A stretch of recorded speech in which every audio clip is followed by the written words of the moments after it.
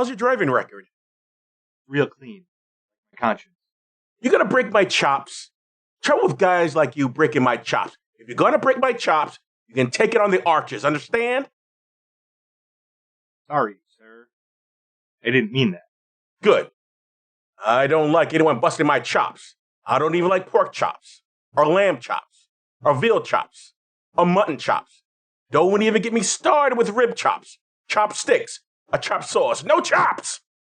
Right. Gotcha. Are you moonlighting? Well, I just want to work long hours. What's Moonlight? It was a comedy/private detective show on ABC from 1985 to 1989, starring Sybil Shepherd and Bruce Willis. That show made Willis a star. What are you talking about? Forget it. This is 1976. Take these forms, fill them out. Can I ask a question? Go ahead. Will I be able to hold this job while stalking a woman during the day, pretending to be a white knight to a preteen prostitute at night, and make enough to buy a lot of guns so I can attempt to assassinate a political figure? Of course. That's what driving a taxi is all about.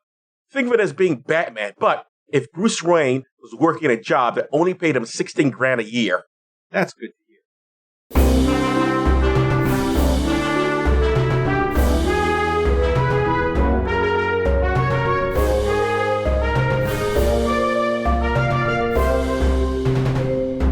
Well, but does this still work? The podcast looks at old movies and asks, does this still work? I'm Joe Dixon. I'm George Romek. Today we're discussing Taxi Driver, 1976, and some historical context. First, podcast stuff. You can reach us at dtswpod@gmail.com, on Facebook, or on Letterboxd. Please tell your friends about us and leave 5-star ratings everywhere. You can pick what we watch and get extra per episode content by funding us on Patreon for as little as $1 a month at patreon.com/dtswpod. You also get the show a day earlier than non-patrons do. We don't make enough of a deal about that. No, we don't. Now, Joe, take us back to 1976. Welcome to the History Corner, folks. Here are some random events from 1976 that relate to this movie. Let's start with violence. This article is from the Daily News. What's the headline, George? Media criticized for airing violence. The late 70s, like today, were full of people asking why our society is so violent. They only wanted those reasons to be simple and someone else's fault. That's how you get news pieces like this one. The author was Dr. Saul Koppel, MD, and he mentions TV shows like Kojak and Starsky and Hutch, or movies like Jaws, and insists all these violent images are dehumanizing our youth and making them dangerous little monsters. You might ask, well, what about other countries? They show plenty of violent content in, say, South Korea, but they don't have American crime rates. Dr. Koppel handles that by doing what others who don't want to talk about guns and poverty do. He pretends other countries don't exist. Now, granted, I'm only looking at part one of this 2-part essay, but if the most obvious points aren't made in part one, part two can't possibly be an improvement. Amen, Joe. Amen. Even worse, he admits in his own piece that he has no hard proof for his own argument. I will quote, "There is a growing feeling, as yet unsubstantiated by hard scientific evidence, that continued exposure to violence has a negative effect on people, particularly the young and susceptible. And the diet of blood and guts occupies an increasingly large portion of the media's bill of fare." End quote. To be clear, actual violence does have negative effects on humanity. For pretend violence, before 1976, people were blaming comic books and rock and roll for society's decline. Then came television as a scapegoat. Then movies with the doctor explicitly mentioning porn movies. And in the 80s and 90s, it was video games and heavy metal. All these are easy to blame, whereas finding underlying causes of violence like, I don't know, a weak or virtually non-existent social safety net is hard. It's easier to point to an episode of Kojak as the problem. Mm-hmm. He points out that depictions of violence can make you paranoid about being a victim of violence. There is some truth to that, but it's not fiction that does this. It's news organizations hyping up a violent crime without context. This is how right-wing media works, playing mainly to older people who don't go out much anyway. They see stories about a subway shooting or carjacking over and over again with no solutions presented beyond arming everyone to the teeth. Not, hey, let's reduce the number of guns. Maybe that'll help. Maybe teach men not to act with violence. That might show some results. I don't know, I'm spitballing here. Pretty good spitballs, Joe. What I do know is you can watch as much violent media as you like, and limiting access to the tools of violence would mitigate the violence in the real world. What do you think, George? I agree with you, Joe. I agree with you a lot. Thank you, George. You're welcome, Joe. I don't really have any thoughts beyond that. Alrighty then. Also in 1976, there was some hubbub about taxis not being comfortable. This is, again, from the Daily News. Headline, George. What happened to drive for more comfortable cabs? As younger listeners might have already guessed, there was no Lyft or Uber back in 76. If you didn't want to ride public transit or have a car, a taxi was the only other option, at least for the average person. According to this newspaper article, New York City's Taxi and Limousine Commission, TLC, asked Detroit's automakers to put out more comfortable taxis. Comfortable meaning more leg and headroom. This request never went anywhere because the market for cabs was too small to accommodate such a task. The TLC wanted a specialized order for a fleet of spacious cars designed to be driven in New York City. That would cost more and thus cause cab fare rates to rise. Neither the business nor customers wanted that. As I'm reading this piece, the second paragraph has this doozy that I don't understand why the writer felt the need to put in the paper. Before I read, understand that hack here means cab. Quote, the most widely used hack, the Dodge Cornet, has a rear seat that in the opinion of one engineer is so altogether unpleasant to be in that it is designed evidently for children or mothers-in-law. End quote. That's clearly a joke. I know it's a joke, but I don't understand it. The rear seat is uncomfortable, therefore a mother-in-law and child would enjoy it? What the fuck does that mean? Can you help me out, George? It's not that they would enjoy it. It's that part is so uncomfortable that you just stick kids there because you don't give a fuck, or you stick your mother-in-law there because you don't like her. Ah, okay. That's a terrible thing to do. Yes, it's a really terrible thing. Like, the joke is based on some really horrible ideas. Much like this movie. Oh. Finally, New York City in 1976 saw the first of the Son of Sam murders. Initially referred to as the 44 caliber killer, this sick fuck wrote letters to newspaper columnist Jimmy Breslin talking about his crimes, signing off as Son of Sam. That's where the name came from. Here, from the Daily News, is the first news article on what would become a series of murders committed by that man until his capture in August of 1977. Headline, George. Chatting in a car, girl met by death. Quoting, a man crept up to a double-parked car in front of an apartment house in the Bronx early yesterday and fired 4 shots, killing an attractive teenager and wounding her girlfriend. End quote. Those who want the whole article, you can look on our page where we have it. Where do we keep these things, George? Well, our scripts are accessible by patrons anytime, and there is a screen grab of the article in the script. Terrific. I don't know why this child's attractiveness or unattractiveness are relevant in a story about her murder, but this is journalism, 70s style, I guess. Any thoughts, George? I mean, I get the impulse to shoot somebody who's double parked. Ah, Jesus. But you're absolutely right. Like, killing an attractive teenager and wounding her girlfriend. So I guess the friend wasn't as attractive? It's just such an odd thing to do. Yeah, like, fucking weird. Welcome to the 70s, everybody. Mm-hmm. Okay, George, tell us about Taxi Driver. Okay. This was directed by Martin Scorsese. This is our 4th Scorsese movie for this podcast. We've seen Raging Bull for episode 43, Last Temptation of Christ for episode 67, and Goodfellas for episode 98. And if you ever watched Animaniacs, his name comes up in the theme song. This was written by Paul Schrader. He wrote the screen adaptation of Last Temptation of Christ. He also wrote Raging Bull. And in my own personal viewing, I saw a movie he wrote and directed called First Reformed, about a pastor who believes in his religion, but also wants to be a good person and finds those two things in conflict, specifically when it comes to climate change. I didn't like it, but it has a lot of similarities to this picture, including where the pastor gets it into his head to kill himself and others. For awards, this was nominated for the following Oscars. Best Picture, Best Actor in a Leading Role for Robert De Niro, Best Actress in a Supporting Role for Jodie Foster, and Best Music Original Score for Bernard Herrmann posthumously. He died, a minute after finishing the score for this film. Are they sure that the score just put him to sleep? I am pretty sure. Okay. That was just a little... It almost put me to sleep, and I'll mention that later. Yeah, I know. I actually like the score. I'm just kidding. And this was nominated for Golden Globes for Best Actor in a Motion Picture Drama for Robert De Niro and Best Screenplay in a Motion Picture for Paul Schrader. And, not surprisingly, this is in the National Film Registry. Why not surprisingly? Because this country is full of psychotic assholes. Is that why they put it in? Mm-hmm. Not because it's a classic film. We haven't had a National Film Registry picture in a while. Oh, you're right, yeah. Blurbs.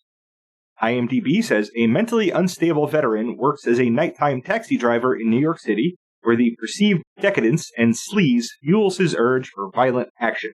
I think that's good. Yeah. Amazon says Robert De Niro stars in director Martin Scorsese's classic thriller about a psychotic New York cab driver with violent plans to stage a militant act of social protest. See, that's wrong. Fuck you, Amazon. No, IMDb got it right. I don't know what the fuck Amazon's talking about. I mean, there's no social protest. And, is it really necessary to mention Robert De Niro and Martin Scorsese? Just say what the film's about, people. Come on. So, characters. We have the main character, and I couldn't make myself call him a protagonist. Travis Bickle. Another goddamned amosexual narcissist incel. Yay. Played by Robert De Niro. Well, this is going to be fascinating. I think my being born in 1967, you being born in 1981, is going to affect our perceptions of who Travis Bickle is. I don't think amosexual or incel are accurate descriptions of who this character is. Anyway, this is our third De Niro movie. He was in Raging Bull and Goodfellas. And we have a politician and his staff. Charles Palantine. If he gets elected, he's going to convince the Senate to grant him emergency powers that he'll use to eliminate the Jedi. Oh, sorry, that's Palpatine, not Palantine. This guy actually seems like, the politician I might actually vote for. Played by Leonard Harris. Leonard Harris has only 2 movie credits. This flick and a movie called Hero at Large, where he plays a mayor. He didn't act much because he wasn't an actor. He was a journalist, culture critic, and novelist. He got this role because he was an acquaintance of Martin Scorsese. Sort of like how you and I get into Todd's movies, George. Yeah. He needs somebody. Yeah. He needs somebody and he knows our phone number. Yeah, exactly. Then we have Betsy. Inexplicably, she's the romantic lead. Not because she's not attractive or anything. Just, she shouldn't with this guy. It's only for the first third of the film anyway. Played by Sybil Shepherd. This is our first Sybil Shepherd movie. As mentioned in the cold open, I know her work from Moonlighting. I also used to watch her TV show, Sybil.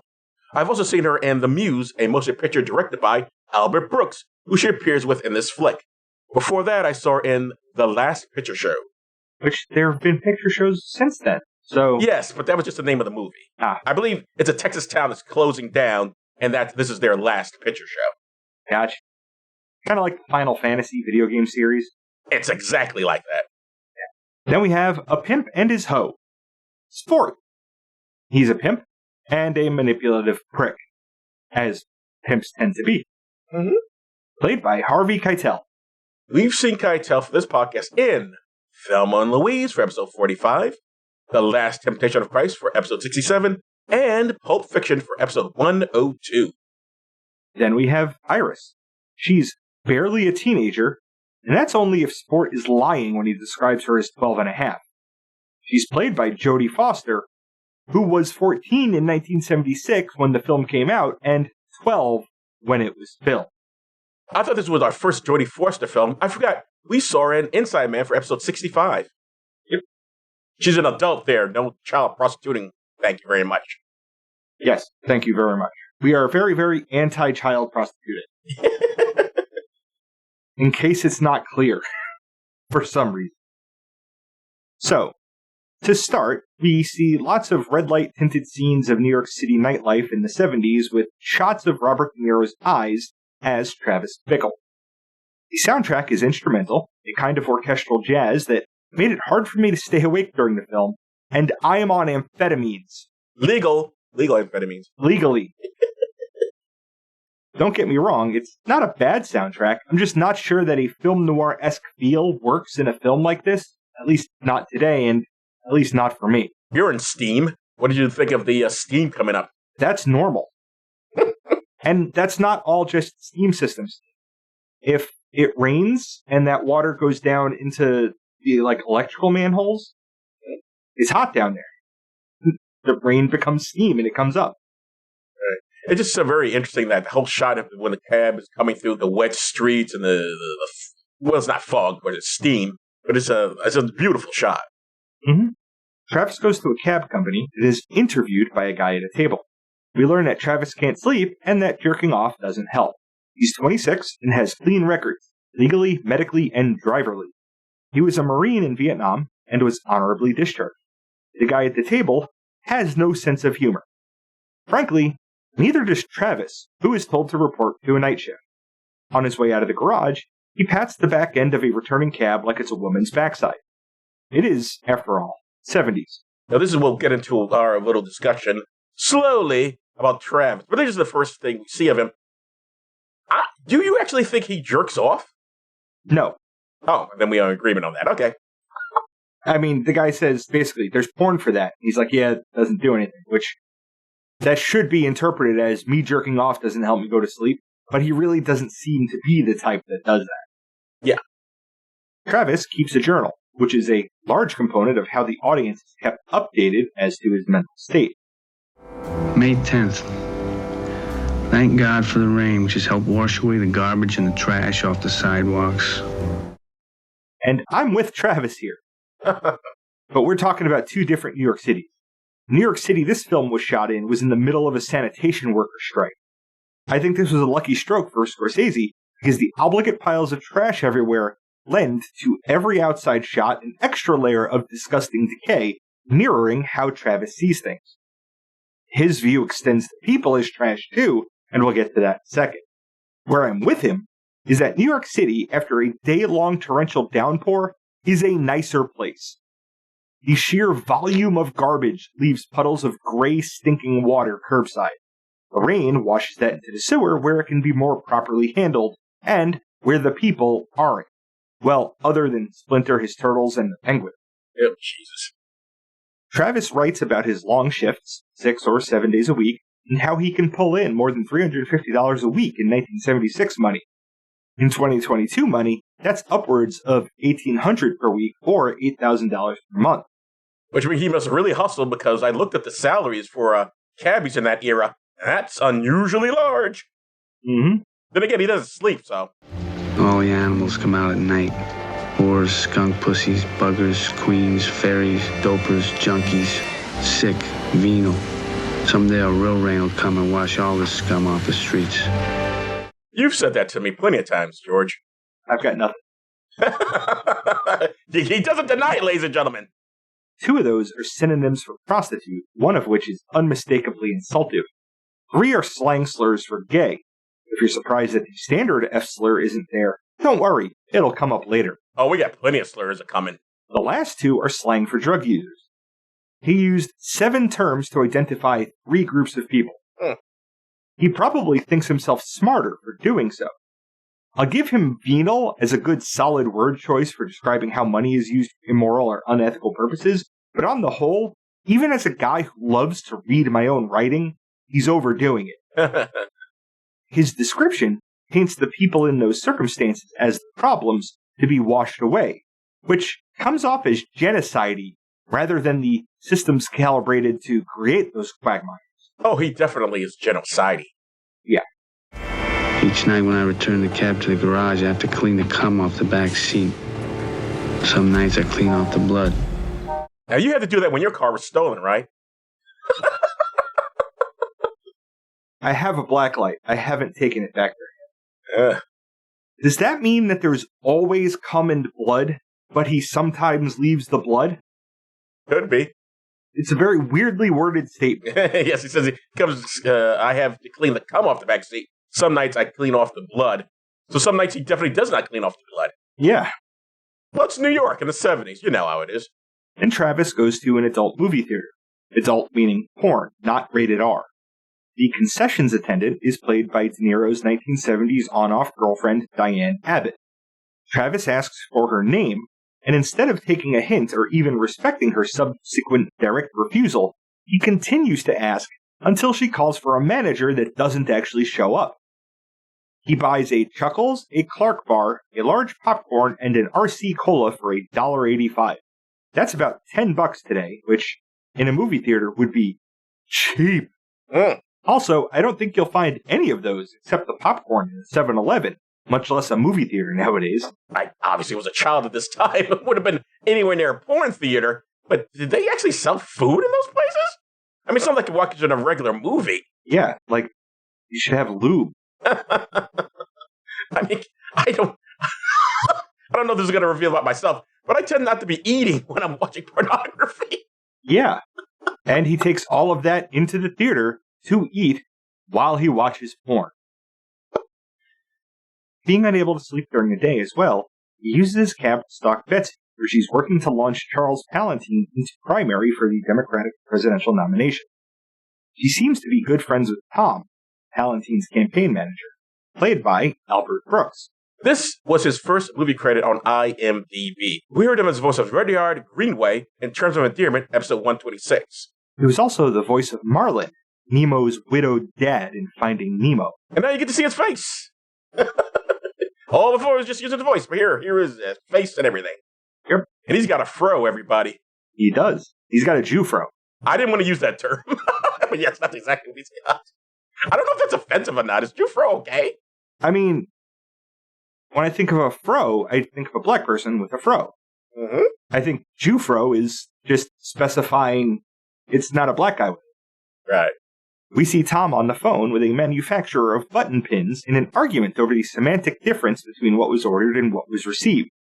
What was ordered was Palantine's campaign slogan, "We are the people," with R underlined. What was received were those words with "we" underlined. Joe, did Tom have a legitimate gripe here, or is he not appreciating the manufacturer's literary talent? Oh my God. You really need to let the beginners go. I will not. I so will not. Let it go, let it go. However that song goes. I've never seen Frozen. Betsy notices Travis staring at her through a window as he sits in his cab, so Tom tells him to scram. Travis peels out because anytime a car tire moves in a movie, it squeals. My notes here say that Travis barely looks like Robert De Niro, and to me, I guess that makes sense, since he was relatively unknown as an actor, at least when this was cast. By the time filming started, he'd won an Oscar for The Godfather Part 2. In a classy move, he didn't make a fuss about the $35,000 salary that he agreed to for this. He also spent a month as a licensed New York City cabbie to prepare. Whatever my feelings about this film and the characters in it, it won't be the acting that I criticize. De Niro, Harvey Keitel, and Jodie Foster all spent time with people in the professions of their characters to train for these roles. Yeah, if any criticism you have for this film, it can't be the acting. Right. Everyone is spectacular. Travis stops into what was at the time a popular hangout for cab drivers that no longer exists and has been replaced with an apartment building. One of the drivers is old and wise, so much so that he's credited as Wizard and is played by Peter Boyle. Usually when you hear a white man referred to as wizard, it's a bad thing, but here it's fine. Peter Boyle has been on our radar for his appearance in Malcolm X for episode 116. In that film, Spike Lee made the unexpected and controversial choice to cast Boyle as Malcolm in blackface. Just kidding. Yeah. He was in Malcolm X as the police chief who said, "That's too much power for one man to have." Yep, he was also the Munster in Young Frankenstein, episode 131. So, where did the song go? Hitting on the Ritz? Putting on the Ritz! The conversation in the diner isn't important except to have Travis leave with the idea that he should have a gun. Travis is daytime stalking Betsy again and decides to stop stalking and start interacting. He puts on a jacket and goes inside to volunteer for the campaign. He doesn't know diddly about Palantine, or have time to actually do any volunteer work like canvassing. He's just there to ham-fistedly hit on Betsy, using the, "See, I've been stalking you" gambit that worked so well for Robin Williams in our last episode. Just like in that movie, it works for him on her because it was scripted to do so. Has stalking ever not worked in a movie we've seen? Nope. What's this telling men of America? Good question, Joe. She agrees to go for coffee with him, during which they have a banal conversation showcasing Travis's lack of people skills. Do you like the guy you work with? He's okay. Yeah, but I know, but do you like him? Well, he's funny and he's very good at his job. He's okay. Though he does have a few problems. I would say he has quite a few problems. His energy seems to go in the wrong places. Travis thinks that Tom's energy should be spent trying to put his penis inside Betsy. Travis thinks any other effort, like being her friend, making her laugh, making her comfortable, or protecting her from creepy taxi drivers, is the wrong direction. You know, this is interesting. I did not take it that way. I mean, he's obviously bothered by the guy. All right. There's clearly something wrong with Travis. I suspect it's PTSD, but we never get into it because we never really see what happened to him in Vietnam. But I think he just has a problem interacting with people, and I think he is a creep here, but I don't know that he actually wants to put his penis into her, Betsy. Yeah, no, he absolutely wants to put his penis inside Betsy. He's trying to date her. He's trying to turn that into a relationship. The thing is, he has no idea how to do that, and he's been lonely for so long that he is invested in being lonely. So he has no impetus to actually learn how to interact with people. The reason why I say that here is once he's done with what you just heard, he goes on about how she doesn't have any kind of chemistry with Tom. That's what he targets. No, I get it. Well, the point I'm trying to make here is that I don't think his interest in her is necessarily sexual. I think Travis wants to be a hero of some sort, and he thinks he's going to save her, and then later we see he tries to save someone else. As anyone who's seen this movie well knows, I don't get that vibe from the character that he actually wants to have sex. I think he wants something else. No, it might not be explicitly sex, but he wants her. He wants to possess her. Yes, I would agree with that. He wants to save her, even though she doesn't want to be saved. And saved from what? Who knows? Yeah, and he sees Tom as not trying to possess her, and that's what he sees the problem with Tom as. Somehow, she is still into him after this, describing him as a pusher, prophet, and contradiction. All terms derived from a Chris Christopherson song that Travis had never heard of. Yeah, that's another thing weird about Travis. Travis has never heard of Chris Christopherson. He's never heard of moonlighting. He doesn't know anything about movies. Again, he clearly is really fucked up. I mean, not that not knowing who Chris Christopherson is fucked up, but just that most people in 1976 would have known who that was, even if you didn't listen to his music. Mm-hmm. Travis goes to buy that Chris Christopherson album, and in my notes, I give him credit for at least being curious. It will turn out that I am being too generous. He calls Betsy and arranges a movie date with her. At night, Travis gets Charles Palantine himself as a fare. I am way more impressed with Palantine as a character than Travis, because if that guy were an actual politician, we could maybe actually get some shit done. What exactly did he say that impresses you so much? He really didn't say much. I mean, he asks Travis, what bugs you the most? Which is a golden opportunity to help influence a policy direction with a potential candidate for the presidency. Travis's answer is so boring, so generic, that it wasn't even worth a sound clip. And that made me mad. Now we meet Iris in Sport. By meet, I mean we'll see her, and if you're watching on Amazon with X-Ray, maybe you'll notice that Harvey Keitel is in the shot, but you can't see him. Iris jumps into the back of the cab and asks Travis to help her. Travis, this big fucking hero, just sits there and lets Sport take her out and escort her away, with her trying to break free every few steps. Sport's assistant drops a 20 into the cab and walks away. Travis puts that crumpled up bill into his jacket pocket. We will see it later. It's Chekhov's $20 bill. Mm-hmm. The last shot of this shift is that we see a handful of black youths throw things, like small milk cartons, I guess, based on how it splatters on the windshield, at the cab, yelling for Travis to get out of there, as if a car on the road in motion is going to do anything else anyway. According to IMDb trivia, the original screenplay had Sport, his assistant, and a mafioso will meet at the end, all being black. That was changed so as not to exacerbate the already heightened racial tensions of the time. So I have to wonder why they kept this scene in. Yeah, the racial politics here are really questionable. Especially when the director makes an appearance. Ooh, now it's time for the movie date. Here, we find out that Travis didn't buy that record for himself. He isn't really into music, see? And doesn't own a record player. He bought it as a gift for Betsy, as an excuse to go to her place to listen on her record player. Smooth, right? I don't know. Even smoother is his decision to take her to a porno film that she quickly becomes uncomfortable with. He rushes out, gets in a cab, and leaves him on the curb. Travis says that he didn't know she wouldn't like it.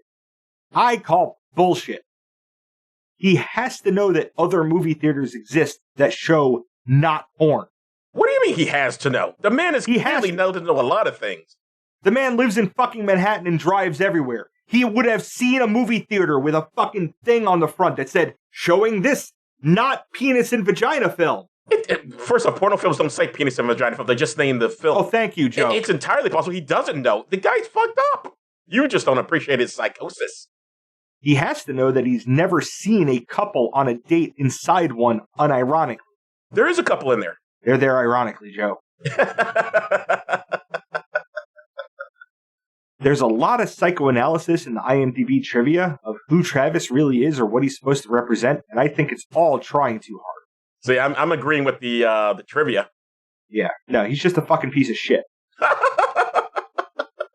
He could be a piece of shit and still be mentally deranged. Yeah. From the lobby of the Ed Sullivan Theater, we hear only Travis's side of an uncomfortable phone conversation as Betsy declines to see him again. That's where that was filmed. When it shows that long hallway, that was the lobby of the Ed Sullivan Theater. Okay. Did not recognize it. Still there to this day. Nobody knows who Ed Sullivan is anymore, but the theater still exists. Yep. So he shows up to the campaign headquarters again and causes a scene. He tells Betsy that she's in a hell, and she's going to die in a hell, just like the rest of them. That doesn't endear Betsy to him, and he leaves, breaking a glass door. I realize now how much she is just like the others, cold and distant. And many people are like that. Women for sure. They're like a union. Right, Travis. It's women. It can't possibly be you that's the problem. See, it's you who's not trying too hard here. You're not trying to get into the mind of what is a very fucked up person. Travis picks up another passenger, a well-groomed, Jesus-y looking dude, credited as passenger watching silhouette, and played by Martin Scorsese. Scorsese actually appears in this movie twice. This is his second appearance. Earlier, when Sybil Shepherd is headed to work, we see him sitting outside. He orders Travis to pull over and engages in some micrometer managing. He wants to sit in a cab and watch the silhouette of his wife, his ex-wife, who is currently living with a black guy. Not the word he uses.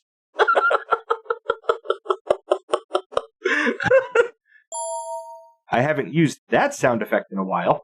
That's the slur chime, invented for Blazing Saddles, that I use when the film is using a word that I refuse to. He details her body parts he'd like to fire a .44 Magnum at and into. When I first saw this, I hadn't seen Taxi Driver in a long time, so I'd forgotten the scene even existed. And having Scorsese in the back of the cab using a couple of racial slurs there made me think of Pulp Fiction, where Tarantino uses a bunch of racial slurs in his film. I'm like, I wonder if Tarantino got the idea from him. And also, why is that there? Completely unnecessary. And if you're going to do it, why is the director doing it? I hate that. It's such a position of power. Yeah. It's the actor in such an awkward position. You can tell the director, hey, you shouldn't talk that way. It's like, I know you're playing a character, but, you're controlling all of this. Maybe it shouldn't be you if you have to have that in there. I don't know. It drives me nuts. It was supposed to be somebody else in the back of that cab, but he got sick. That's why Scorsese was in there. What, he couldn't find anyone else in New York City? We know how rare it is to find an actor, an unemployed actor in New York City. It's going to have to be very... Oh my goodness, this is sick. This actor's sick. Where can I get it replaced? I'll do it. I don't know other actors. I'm only a major director. Robert De Niro, he couldn't possibly know any other actors. All these actors I'm working with, nobody can possibly know anyone could possibly do this. No, I got to do it. Okay. At the diner, we hear Wizard talking about having to tell a couple of gay men not to beat the shit out of each other in his cab. Outside, he tries to give Travis some life advice along the lines of shit happens that doesn't penetrate into Travis's consciousness. We do see his mental state start its tumble towards violence. Iris boneheadedly steps into the path of Travis's cab, after which he stalks her in it. Her and her friend ask a couple of dudes to walk with them, and Travis peels out and then drives away. As he's driving, he's looking at women on the sidewalk, some with partners, and saying this. Loneliness has followed me my whole life. Everywhere. Bars and cars, sidewalks, stores, everywhere. There's no escape. And God's a lonely man. This is where my notes say, oh, he's a fucking incel. It's not because of that narration by itself. It's where he was looking, and what he said earlier about women seeming to be in a union. He doesn't look at his loneliness as a state of his mental health. He looks at it as the fault of everyone around him, because whether they know it or not, it's everyone else's responsibility to make him feel what he wants to feel and not what he doesn't. Well, mentally ill people really aren't capable of that sort of self-analysis. I don't think he uses those exact words. Did you get my note I sent you about Arthur Bremer? Yeah, you said he's kind of based on it. I've got like a fucking thing full of things that he's apparently based on. He's based on a lot of people. Yeah, but Bremer actually did write something about him being very lonely. He's very much alone. He can't relate to people. So he decides, you know what I'll do? I'll shoot some folks. That's why, that's directly how he's related to, at least some of the lines are from, because he wrote a diary as well after he got arrested. And it looks like some lines may have been lifted from that diary. Arthur Bremer, for those who don't know, is the man who shot George Wallace and was going to assassinate Richard Nixon but couldn't get close enough. These are not necessarily bad things. I'm just saying. So here's what I'll say. If we were to poll incels, now I'm not saying that everyone who really likes this movie is an incel, but all the incels will like this movie. Sometime later, he is set up with Easy Andy, from whom Travis buys a gun. Then another gun. He buys all the guns and one holster. He goes into an exercise and training in the mirror montage, as though what he says when he aims his gun is important and the aim is an afterthought. When he's whipping them out, I badly wanted the music to come to a cymbal-crashing halt as he knocks the guns together and drops them. I'd have included inadvertently shooting himself in that desire, but he seems to be smart enough to never pull the trigger when they're loaded. And he pulls those triggers a lot. He even puts together a spring-loaded arm rig to pop a gun into his hand, despite up to now having no reason to think him engineeringly inclined. I told you, Batman. Poor Batman. Poverty Batman. Travis goes to a campaign rally near Central Park to scope the place out, and he's planning to do some terrorism. Saunters up to a Secret Service agent and tries to pry some info from him, unsuccessfully. He pretends to be interested in joining up, and gives a false name and address, messing up the number of digits in a zip code. Yet Travis leaves feeling smug, like he pulled one over on the guy. Then, with echoes of network, he narrates about not being willing to take it anymore, while practicing his terrorism lines in the mirror. Then we get to watch Travis be a hero to a bodega owner and shoot a black guy to death. Gee, I wonder why they thought to change 3 baddies to white guys. Between them, the kids throwing things at the cab, and this idiot robber, one would suspect that the film was just racist to the core. And the robber was an idiot. He holds the owner cashier up. The cashier gives him money. The robber then insists on more money, loudly and repeatedly like he's entitled to it, and with no regard for his own safety. If you walk into a place intending to leave with more than you entered with, then you should leave as soon as your balance goes up. Lingering ups the chances of capture, passerby or customer intervention, and of the bodega owner remembering what your face looks like. These criminal tips are brought to you by George Ramaka. I'm not saying that robbing a place deserves a death sentence either. Travis could have taken cover and pulled his weapon, ordering the robber to drop his. The robber could have complied or cut and run. Instead, Travis comes up behind him, announces his presence, and shoots the robber, who turns around to face him. For his part, the bodega owner treats the corpse with respect. No, just kidding. Goes to town on it with a tire iron. Travis watches a bunch of TV and writes to his parents, lying to them that he's on a secret government mission. Which I think Arthur Brimmer actually also did. He gets shooed away from another Palatine rally, and then watches more TV. He ends up kicking it over and breaking it, which is way less funny than Kevin Malone charging his head first when he saw an all-you-can-eat shrimp commercial. Then we have to make sure that whatever Travis does, we have reason to think he's not a total psychotic shitbag. He finds Iris, who refers him to her pimp, Sport. The pricing for raping a 12-year-old has a volume discount, which is always good. No rough stuff, though. It's up to the viewer, I guess, to determine for themselves if anal with a child counts as rough. Because that's explicitly on the table here. Part of me was thinking he was going to satisfy his curiosity about what a 44 does. But no. Well, he does, but later. Yeah, no, I thought he was going to do that with Iris. Oh, no. Like what Scorese was talking about in the back seat. No, I understand. That's where he gets the idea for the 44. Yeah, absolutely. But yeah, he was never going to shoot Iris. Travis can't be an amosexual incel because instead of having sex he just paid for with this child, he tries to reason with her to get her to run away from this life. She seems more intent on actually having the sex, and he doesn't stop her until she undoes his belt and is on her knees. When he brings up the whole, weren't you trying to escape this when you got in my cab thing, she doesn't respond with, yes, you fucking asshole, and now I'm stuck. She says she was high, and this is Sport, her pimp, trying to protect her from herself, which made me think all the way back to Hustle and Flow, with the one gal saying, sometimes I need my head messed with.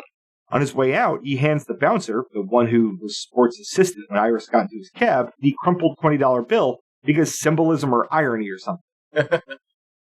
Iris agrees to meet him for breakfast at 1 p.m. the next day because of course she does. No woman or girl in this film has enough sense to see this as a deeply dangerous and disturbed human being. Well, no one does. A teen prostitute. Let me see this older man meets me off the clock. Like, why would she meet him? He eventually gets her to consider taking his money and going home. Unfortunately, she's 12 and Sport is good at manipulation, so he shuts that shit down all nice-like. Also, we don't get into her background, but how fucked up must her family be if she's willing to prostitute herself out in New York City? Or anywhere. What am I saying New York City for? If she's willing to prostitute herself, something's really wrong. Or she needed help, too. Well, she definitely needs help, but help obviously she wasn't getting from her family. Well, maybe it was the kind of help she can't get from her. I just don't think one runs away and becomes a prostitute. Well, one doesn't run away to become a prostitute. They run away and then end up as a prostitute right, because all of a sudden you need food and shit. You're right, but she does run away, so like what was going on? Of course, they never really get into it. That's another mystery we have to figure out ourselves. Yep.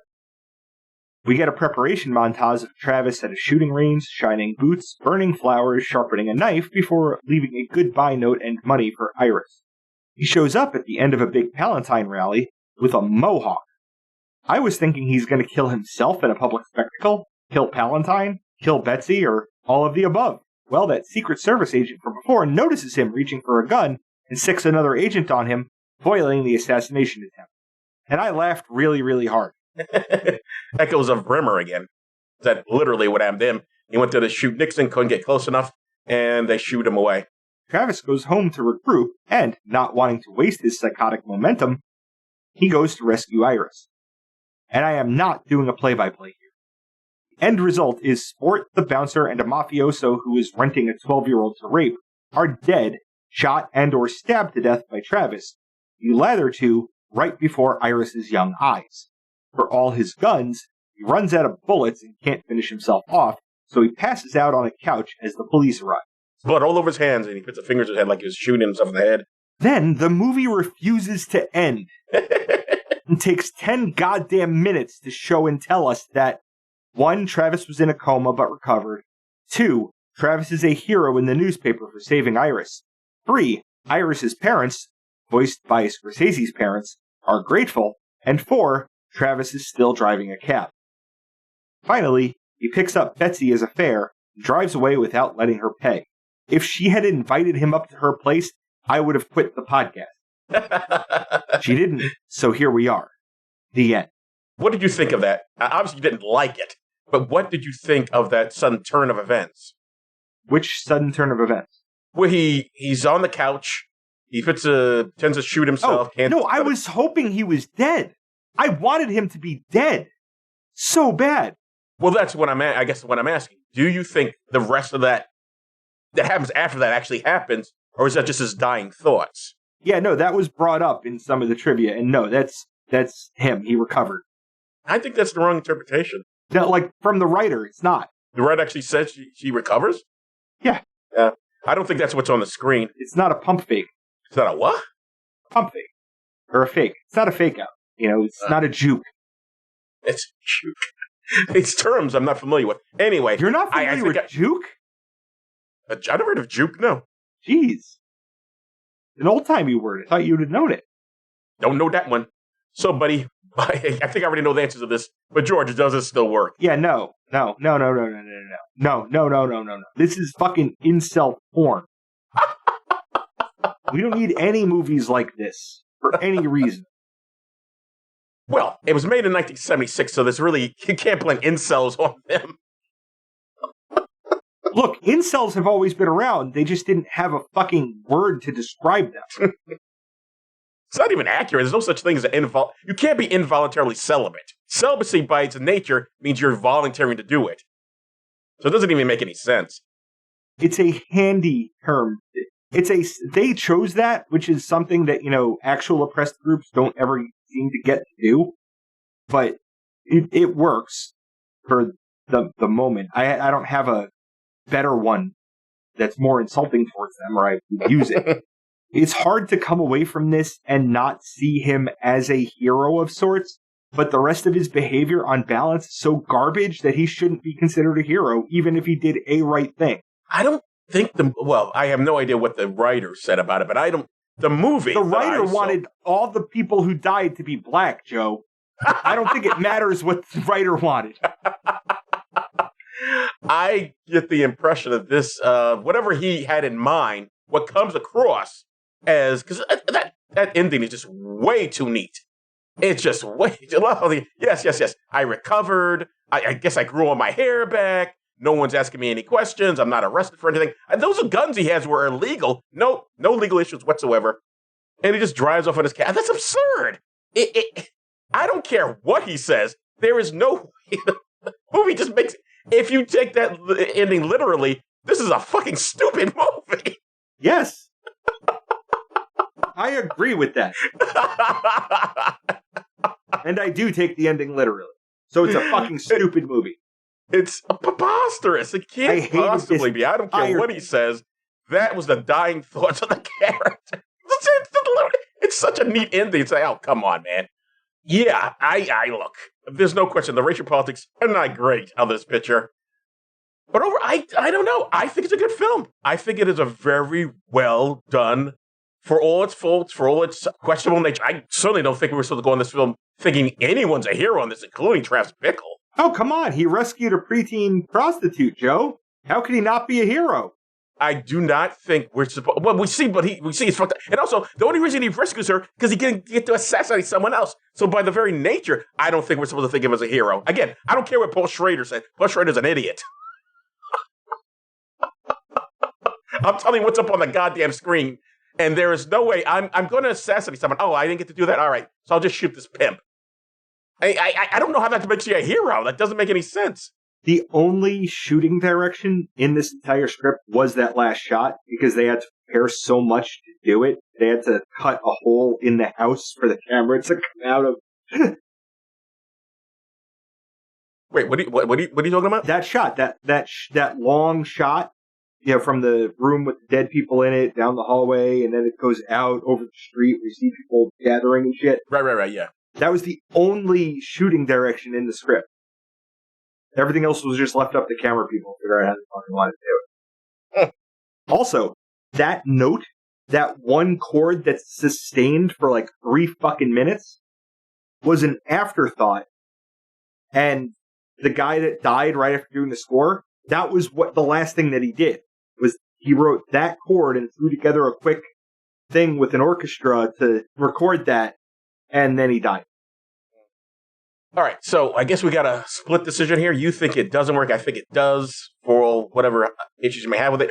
If nothing else, this film has influenced so much filmmaking that people should just see it just for that. Sure. And counterpoint, an article in the March 1977 edition of Ladies' Home Journal stated, this film did for cab riding what Jaws did for swimming. Okay. This gave cab drivers a bad name. Yeah, I'm sure it did. Although Taxi came out like a year or two later, so it was all good. Yeah, sure, that undid all the bad. What? They're still cab drivers. People aren't freaking out about them. If anyone, by the way, as I'm sure people realize, if you're going to get shot, you're more likely to be shot as a taxi driver rather than a taxi driver shooting someone else. That's the truth. That's not what people understand. And people didn't understand a lot of things in 76, but I think we're more enlightened now. Which is why this movie doesn't work. No. It's definitely a 76 movie. I won't fight you on that. I just think it's still a very powerful film for all its faults. What can I say? It is powerful. I know what I can say. George, what's up next? Next week, we'll be talking about In the Bedroom from 2001. You're not tricking me into watching porn, are you, Joe? I don't think so. I actually don't know this picture either. Or you're not, trying to get me to play that game with fortune cookies? Huh? Where if you take a fortune, you always add in bed, or in the bedroom after it. Did you have all these weird things going on that I have no idea what you're talking about? No, it's nothing like that. No. As far as I know, it's a Sissy Spacek movie. I know that much. And it was, I think it even got nominated for a couple of awards, but I've never seen it, so I don't actually know what In the Bedroom is about. Okay. But I hear it's good. Hey, folks, if you want to hear more of us, you can do that. We are actually guests on another podcast. Yeah, Talking Whatever Wednesday with alias Chuck Finley. What were we talking about on that one, Joe? We were talking about a really interesting film, I'll put it that way, called Beastmaster, a film I was unfamiliar with, actually. So, yeah, you can hear more of us and give them a listen, and I hope you enjoy it. Join us for Talking Whatever Wednesdays and hear us discuss a film. We had a good time. Mm-hmm. So I guess on this episode, I'm Joe Dixon. Thanks for listening. And I'm George Romaka. Thanks for listening indeed, because if a podcast drops and there's no one around to hear it, it's just another collection of ones and zeros. Doesn't matter. Then I pick up these two they're going downtown. They're wearing these rhinestone T-shirts. They start arguing. They start yelling. The other says, you bitch. You always start beating them on the head. I say, look, I don't care what you do in the privacy of your own home behind closed doors. This is an American free country. We got a pursuit of happiness thing. You're consenting. You're adult. But, they're my fucking cab. Don't go busting heads. You know what I mean? God love you. Do what you want. Tell them to go to California. Because out in California, when two split up, one's got to pay the other one alimony. Okay. Not there. They're way ahead out there, you know what I mean? California. So I tell them to get out of the fucking cab. You've been listening to Does This Still Work? Produced by Joe Dixon and George Romaka. The hosts can be reached via social media, email, or the contact page at dtswpod.com. Be good to yourself and others, because that still works.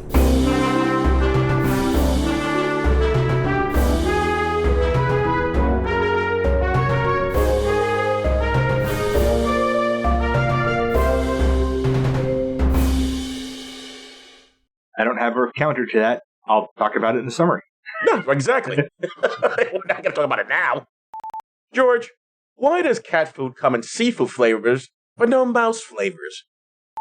What is the first movie that you remember seeing in theaters? George, do you believe society is happier now than in the past? Why or why not? If you were going to get some ink, what would you choose and why?